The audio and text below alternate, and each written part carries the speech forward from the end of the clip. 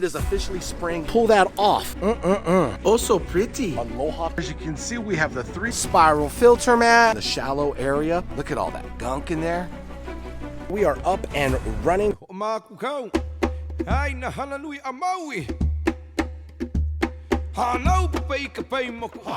Aloha, my ohana. It is your boy back with another aquatic adventure. Now, if you're new to the channel, we talk about everything in the aquarium hobby. I got another banging video for you guys today, but before we jump into this banger, I gotta give a huge shout out to Island Silver Crowns. My brother Kanoa on the big island of Hawaii, Puna, Hawaii to be exact. He makes these beautiful custom crowns. As you can see, your boy's got the Aloha crown on under the bill, Aloha. Your boy's just living Aloha. So be a part of the royal family. Get yourself a crown. All of his links will be down in the description below. And Island Silver Crown is a family-owned business. So like I said, be a part of the royal family, okay? Go check out the website. Pick yourself up a crown. It is crown wearing season. All right, let's jump into this. I got to show you guys what's going on. We got some spring cleaning to do. It is officially spring.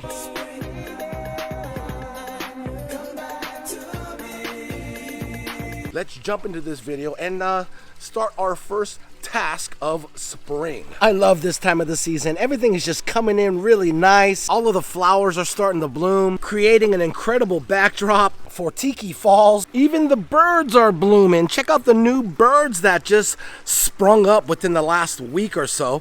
This is the beautiful bird of paradise. They actually thrive here in Northern California, and it's a flower that actually reminds me of back home in Hawaii. So I had to plant birds of paradise surrounding my pond. Oh, check this out. I wanted to show you guys something. Here's a little tip and trick for you guys out there. Now, if you have a bird of paradise and you see the back of it starting to like die, all you do is you take your thumb and you just pull that off. Pull off the old dying bird and it makes it look really nice. That's just one way of trimming your bird of paradise. See, there's some tips and tricks. I'm not gonna lie, I'm kind of a plant nerd too when it comes to this kind of stuff. But as you can see, my beautiful canna is growing in. This is a beautiful red canna. Absolutely love this, but that's what spring brings. It brings flowers. So it's springtime here in Northern California, and you know there's a lot of preparation that goes into springtime, especially when you got a big 8,500 gallon koi pond like I have here in my backyard called Tiki Falls. Let me show you one of the things that we have to do to start off this spring right. All right, we got the sunshade cells out of the shed. We have the ladder out. We're about ready to do some work. We got another one down there. I have a total of 3. So with all that being said, let's get to work. Right here is the before, and here is the after. As you can see, we have the 3 sunshade cells up, providing some shade, keeping the pond a lot cooler during those hot summer months. So here's the before, and there is the after with the sunshade sails providing all the shade for the pond. Now here's a different angle of behind the pond on what it looks like before, and here is the after with the sunshade sails up from this angle. I love when the sunshade cells are up because that means it's getting close to summertime. It's something about these sunshade cells, when I break them out, it just puts me in a great mood. I think the sunshade cells set the whole tone for summer. I think that's what it is. So it gets me all excited. Not only that though, I know the koi fish are gonna love it because it's going to not only shade the pond and keep the temperature at a cooler level during those hot summer days when we hit the triple digits, but it's also gonna protect my koi fish too from birds of prey, specifically cranes. I get a lot of comments asking me about birds of prey, cranes coming down and attacking my koi fish. I've never experienced any cranes. I know they're out here, knock on wood, but I haven't experienced or had any type of casualties due to birds of prey, and I highly believe it's because of the sunshade cells. Just so you guys know, fun fact, if you guys have sunshade cells over your pond, for whatever reason, cranes cannot fly under. For whatever reason, there's something that triggers their brain. So if you have a cover like this over your pond, which I have 2 really big ones here over Tiki Falls, I get 0 casualties due to birds of prey. So not only is it providing shade for my koi fish and the water temperature, but it's also you know, just pretty much a force field for cranes or birds of prey. Now, smaller birds do take advantage of it. They'll come on down here like doves. I've seen blue jays, red robins. They'll come right up to the rocks here. They'll take a little bath in the shallow area. They'll get a drink of water, then they'll fly away. They have no problem flying under the sunshade sails, but big cranes, birds of prey, yeah, pretty wild though. Just so you guys know, fun fact, get yourself some sunshade sails to put over your pond.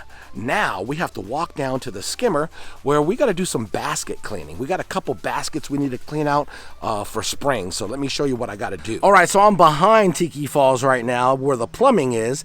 First thing we're going to do is we're going to go ahead and close off the valve to the skimmer. We're going to lift our skimmer box. As you can see, the skimmer's not skimming. We just shut off the water flow, which is going to help out with the cleaning process because we got to remove all of this here. So we're going to take out the basket. As you can see, the floating rear there, and you can see the basket is full of some gunk. Look at that. So look at the outside of it. Yep. Lots of floating particles and algae and whatnot. We're going to remove this top cover here. Throw that right over there, and then I'm going to break out the hose and we're just going to shoot all this down. We'll remove this floating weir here, put that here. I like to rinse it off right out here on this ground cover. A lot of nutrients in this water here, but ooh, you can see how dirty it is. Look at all that gunk in there. So we're going to go ahead and shoot this down and make it nice and purty. Just like that, everything is clean. As you can see, our basket, ooh, free from any debris. Look at that. You want a dirty basket though. That means you know your skimmer is doing its job. We got our floating weir. It's like brand new. We're gonna take our floating weir, stick it inside our basket. As you can see, I don't know if you guys can see it, but a lot of that gunk just washes down into this ground cover, giving it lots of nutrients. That's why this ground cover looks so healthy all year round, or an evergreen as they would call it. I love this stuff. It's called Actinia. And then some beautiful red and pink flowers like this will bloom, attracting a lot of bees. So it's a really cool ground cover, and it just grows like crazy out here in Northern California. So if you're looking for a really good ground cover, I have it all along the side or the bed of my pond. So we're gonna take our skimmer cover, as you can see, the Helix Skimmer. We're gonna stick our Helix Skimmer cover down and put that right there. And then we're gonna grab our basket with our floating weir. We're just gonna stick it down in the little hole there, let that thing sink. And then we're gonna go behind where the plumbing is, and we're gonna go ahead and open up the ball valve for the skimmer. Come back here and watch this sexiest skimmer do its skimming thing. So we're gonna go ahead and open up this valve. Boom! I don't know if you guys can hear it, but the water pressure is starting to go. So let's go ahead and go back to the skimmer. And here is our Helix Skimmer doing its skimming thing, as you can see. Absolutely love it. There's something about it so satisfying, especially when I can see like bubbles coming in. I know it's skimming the surface of the pond, keeping my pond immaculate. But even the particles, you can see the small particles that are going down into the basket. Look at that. This is the Helix Skimmer. All of the links will be down in the description below. As I said it once, I'll say it again. It's the sexiest skimmer in the pond industry. Not only does it do a great job with cleaning the surface of your pond, but it's also fish safe. A lot of people forget about that. Fish safe meaning fish can swim in and they can swim right out and they won't get trapped like a lot of skimmer boxes do. This is totally fish safe and a game changer in the pond hobby. Look at it, perfect. I literally seen fish come in here, swim around, and then swim out. Yeah, pretty cool though. That's the Helix Skimmer, guys. All right, speaking of baskets, we have another basket to clean out. All right, so what we're gonna do next is turn off our pump. So let's go ahead and turn that off. And then we have to open this up where there's a basket in here, and we're gonna clean that out too as well. All right, so we just gave this thing a nice little power twist. This bad boy will lift up. We're gonna go ahead and just set this over to the side here. And as you can see, look at that. See, we got debris in here. Look at that. That was from my artificial plant that I had up. I'm gonna throw that away. But we're just gonna go ahead and take this basket out. And as you can see, look how dirty it is, how filthy it is. That's the inside of the pump box there. Look at this gunk. So this is actually serves purpose as like another pre-filter, but you can see all the gunk that accumulates in this basket that needs to be cleaned out. And I think a lot of people forget about that. Your pump has a basket to clean out. So let's go ahead and shoot this down, and I'm going to show you what it looks like when it's all clean. And as you can see, we have a nice clean pump basket. Look at the gunk that I pulled out of that thing.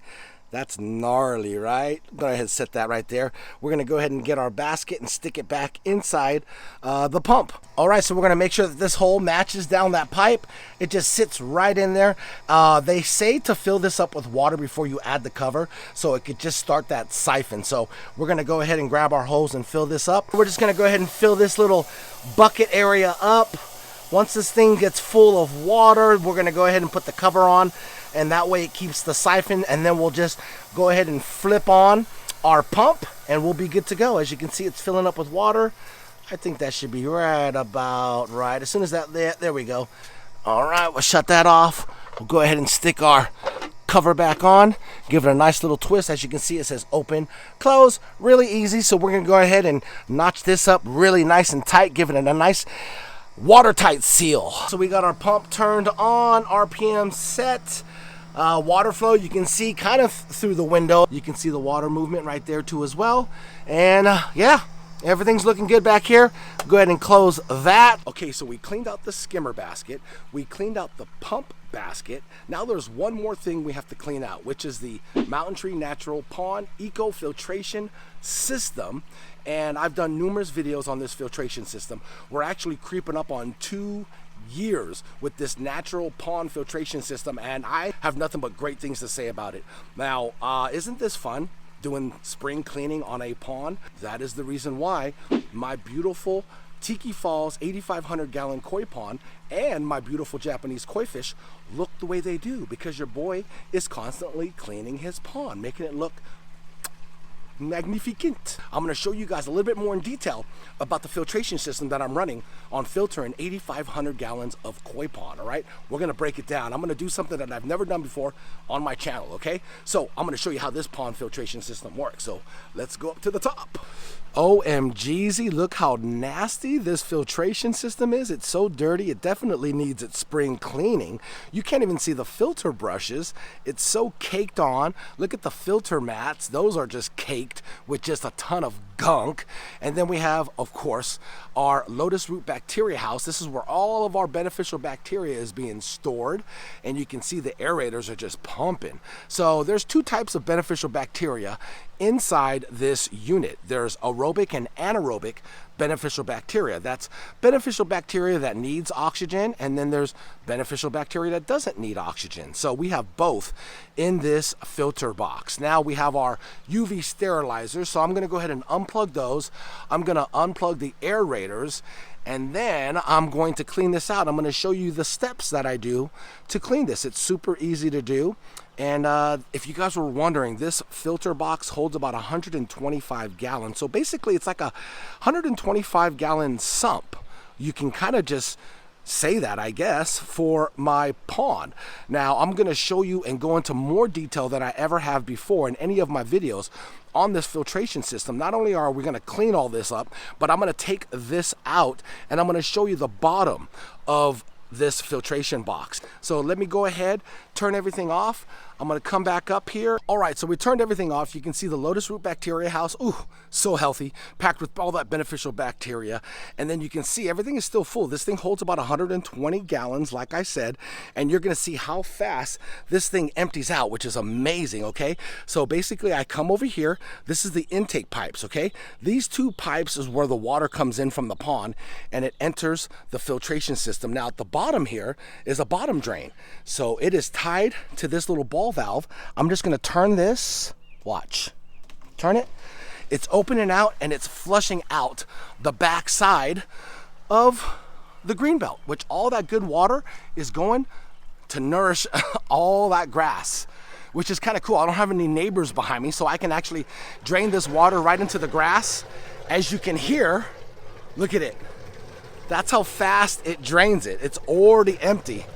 All that water, you can see the gunk caked on the brushes here. Look how nasty this is. Let me show you. Ugh, look at that. Just nasty. Look at this. Oh my gosh, that is like, I don't know, about 1 inch thick of gunk. Look at that. That is just nasty. You want some? So gross. It's pretty much drained out. So what we're going to do is get our hose and just start washing all of this out. Really easy to do, simple. I've showed you guys numerous times.